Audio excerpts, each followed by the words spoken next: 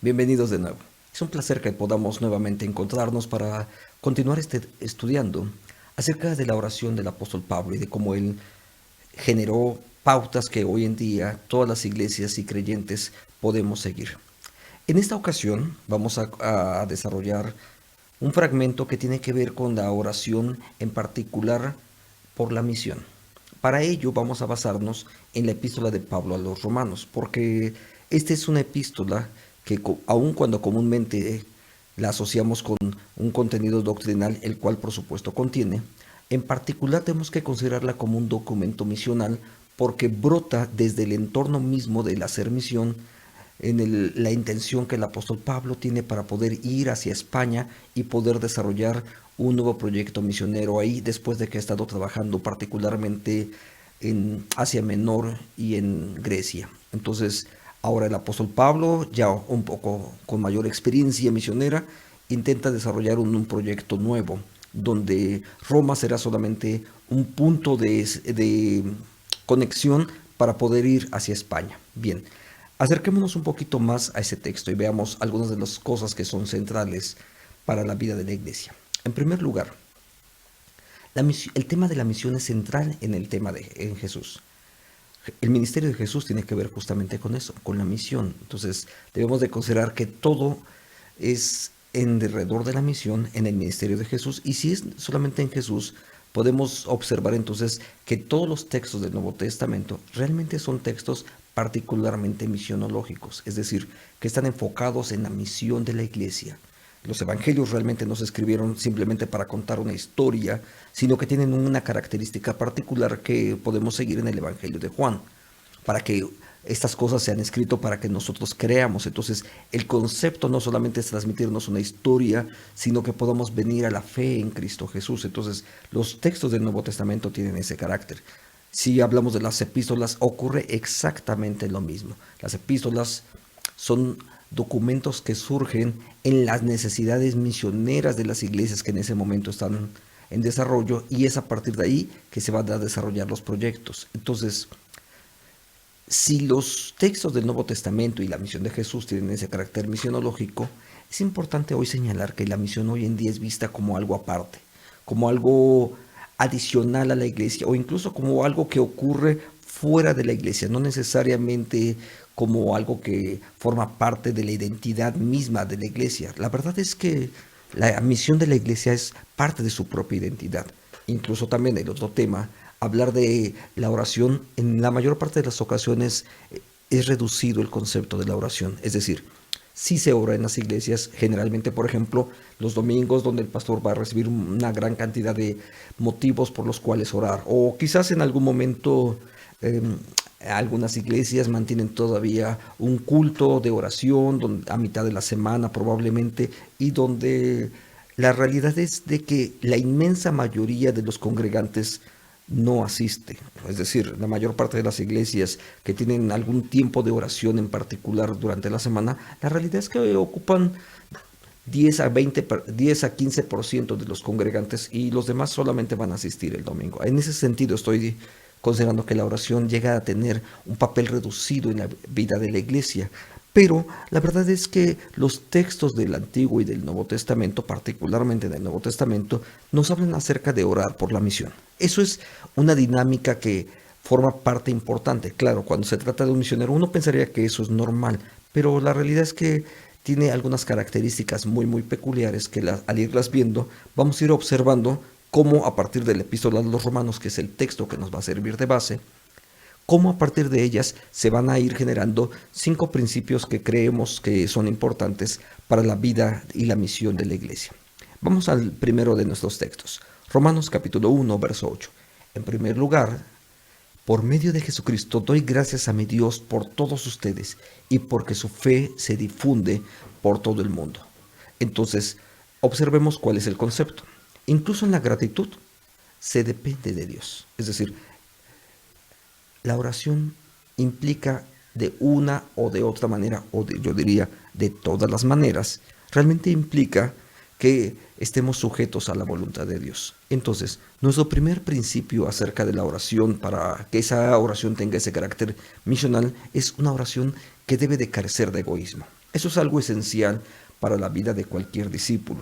Es la gratitud por la obra que Cristo hace en nosotros. La verdad es que nosotros deberíamos de tener una gratitud constante, no solamente cuando ocurren eventos sorprendentes en la vida de los creyentes, sino es alguna actitud que debería de ser común, una actitud por lo que Cristo ha hecho, pero también por lo que Cristo día a día sigue haciendo en nosotros, de tal manera que esa actitud debería de llevarnos a mimetizarnos con nuestro sentir con Cristo, es decir, que mi sentir sea idéntico con el de Cristo. De hecho, el apóstol Pablo lo mencionó también en una de sus epístolas, en la epístola a los Gálatas, diciendo, ya no vivo yo, más vive Cristo en mí, donde lo que él está haciendo, diciendo, realmente ahora está enfocado en la búsqueda de esa comunión para con Cristo. Entonces, esa parte se vuelve muy, muy importante.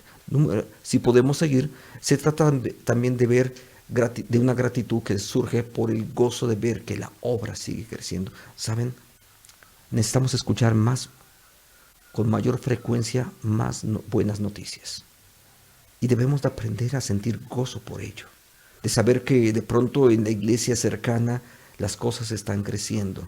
Que saber que alguno otro de los presbiterios está desarrollándose nuevos proyectos, que se está alcanzando más gente y sentir gratitud por ello. Pero saben, hay una dinámica a veces difícil en la vida de las iglesias. De pronto escuchamos que otra de las iglesias hermanas está caminando, que está creciendo, está desarrollándose, y algo ocurre en medio de nosotros. De pronto empezamos a encontrar justificantes para tratar de valorar un poco el trabajo que Dios está haciendo en ese lugar. Pero la verdad es que Dios sigue actuando y Dios sigue mostrando que la acción de Él nunca se ha detenido. Y sin duda, cuando nuestro enfoque acerca de la oración cambie, también nosotros podremos ser mejores instrumentos para poder formar parte de la misión de nuestro Dios en este mundo. Entonces, nuestro siguiente texto es este, también en el capítulo 1 de la epístola a los Romanos.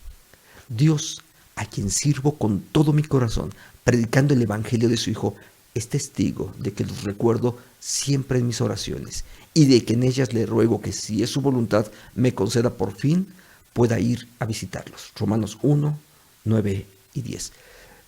La oración debe de estar en primer lugar sujeta a la voluntad de Dios. Esa es una oración muy, muy valiente, además, déjenme decirles, porque es una oración que, si no fuese verdad, estoy seguro que nadie lo diría, porque empieza con una cláusula diciendo, Dios me es testigo. Y la verdad es que en muchas de las ocasiones nos encargan que oremos y acostumbramos a decir, sí, yo voy a orar por ti.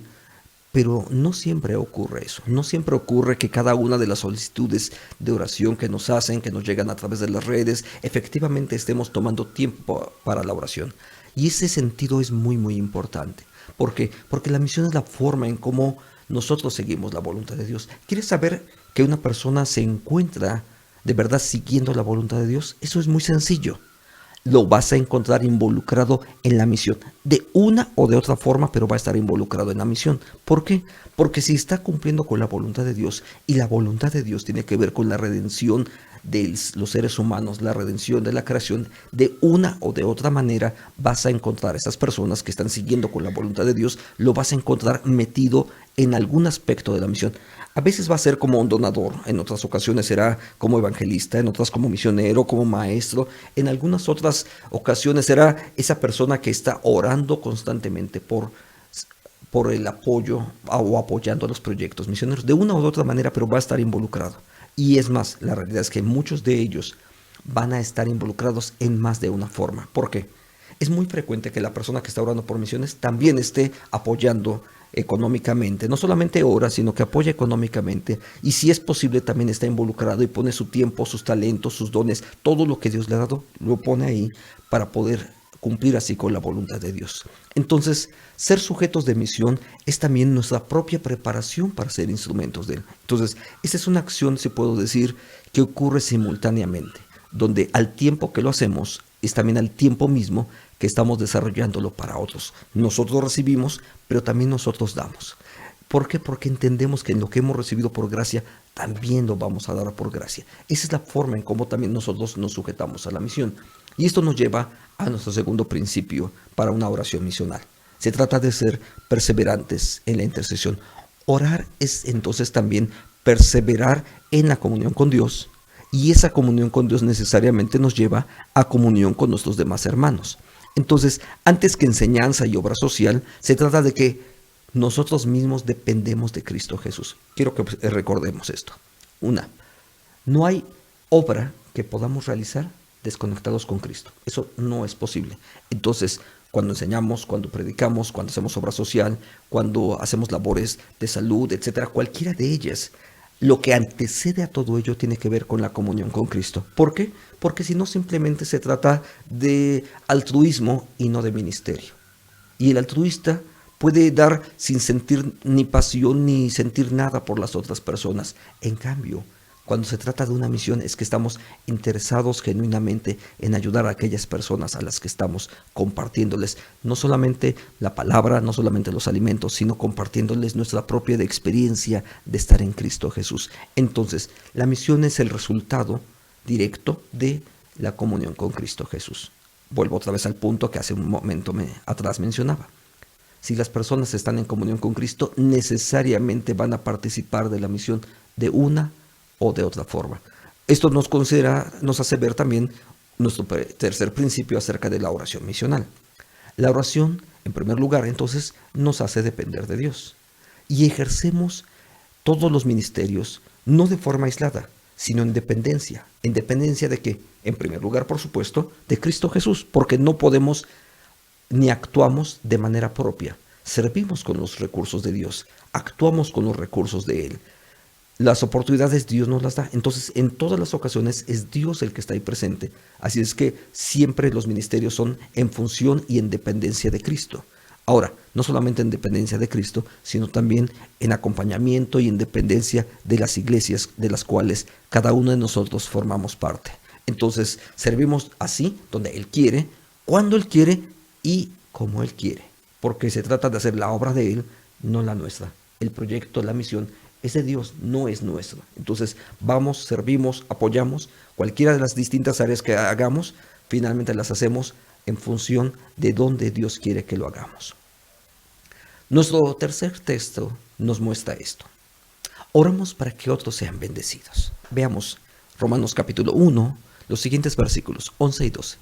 Porque deseo verlos para impartirles algún don espiritual, a fin de que sean fortalecidos, es decir, para que nos fortalezcamos unos a otros con esta fe que ustedes y yo compartimos. Observa, este es un texto precioso.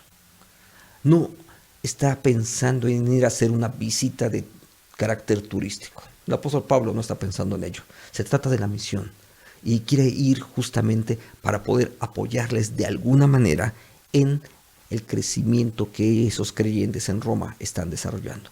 Entonces, nuestro cuarto principio para una oración misional es este. Número 4. Crecemos cuando ellos crecen. Realmente así ocurre. Ministramos como parte de un cuerpo de Cristo. Nunca ministramos solos. No es cierto que ministramos solos. La dependencia del Padre, del Hijo, del Espíritu actuando en nosotros mismos ya nos hace dependientes y ministramos como parte de ese cuerpo de Cristo. Pero también ministramos apoyándonos y siendo respaldados por las iglesias, por los miembros de las iglesias. A veces serán instituciones organizadas, en otras ocasiones será solamente tal vez un grupo de amigos o de hermanos que han decidido apoyarnos. Pero la realidad es de que siempre lo hacemos así. Y por supuesto, la idea es también en esa administración conducir a esas personas que Dios nos está permitiendo alcanzar con el Evangelio, llevarlas nuevamente hacia esa comunión con Cristo, hacia la relación con la iglesia local. Entonces siempre ministramos como parte del cuerpo de Cristo. Y orar y ministrar es para el crecimiento de la iglesia. No se trata simplemente de que ya cumplí mi tarea, no. Necesariamente estamos enfocados en el crecimiento, en el desarrollo de las iglesias locales. ¿Por qué? Porque no solamente es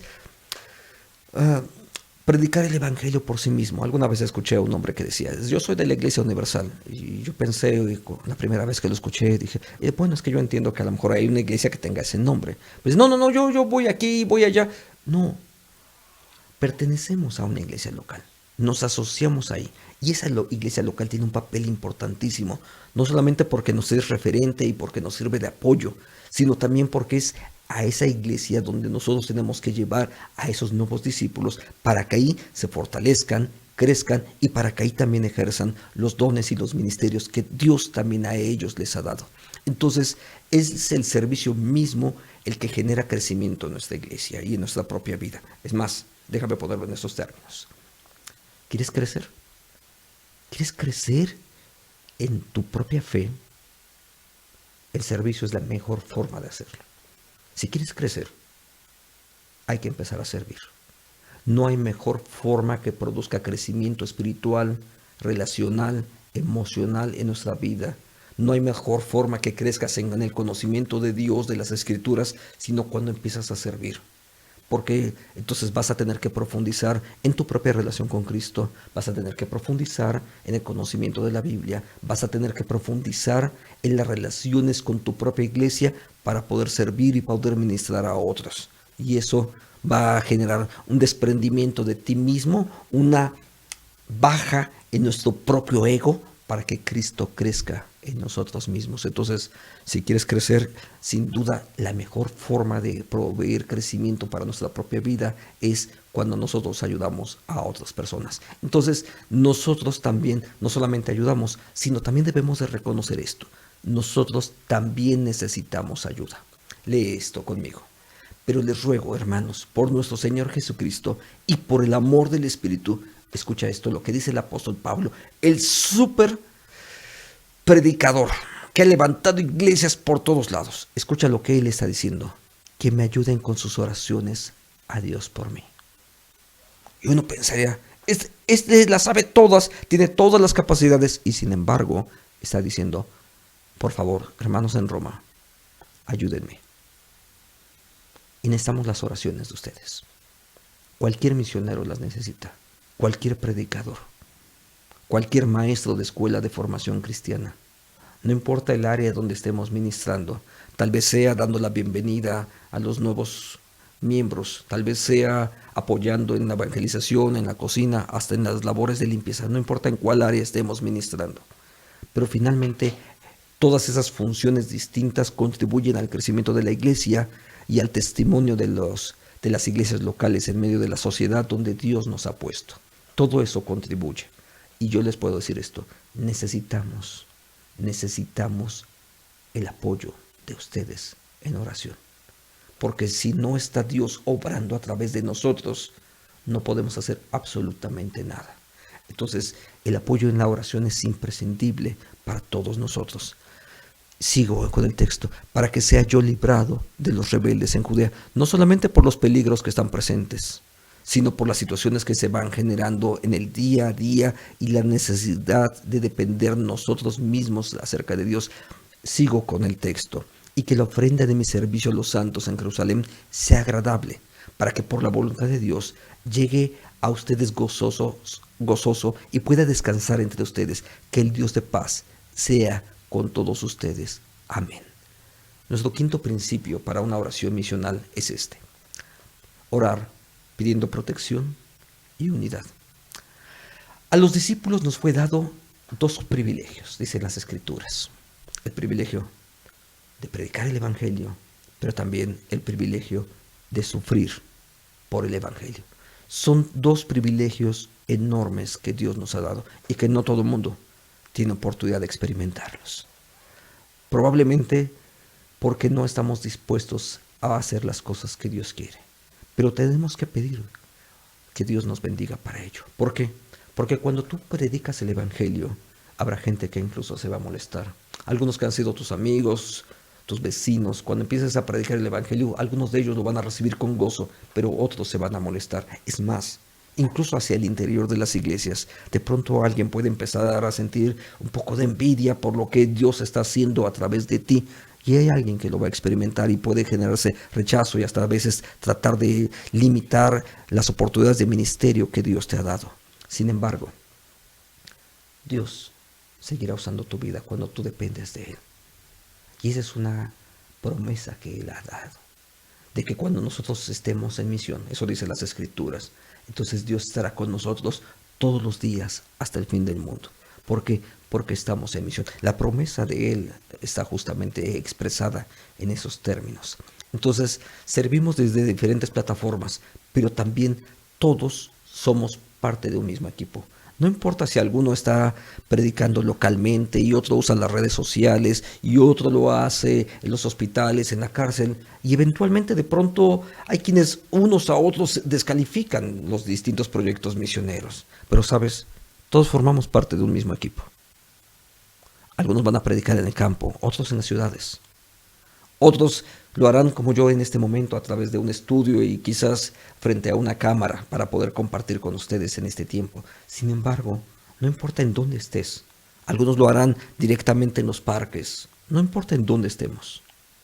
No importa la forma de ministrar. Cuando lo haces en Cristo Jesús y siguiendo estos principios, finalmente Dios cumplirá su propósito a través de ti y a través de mí.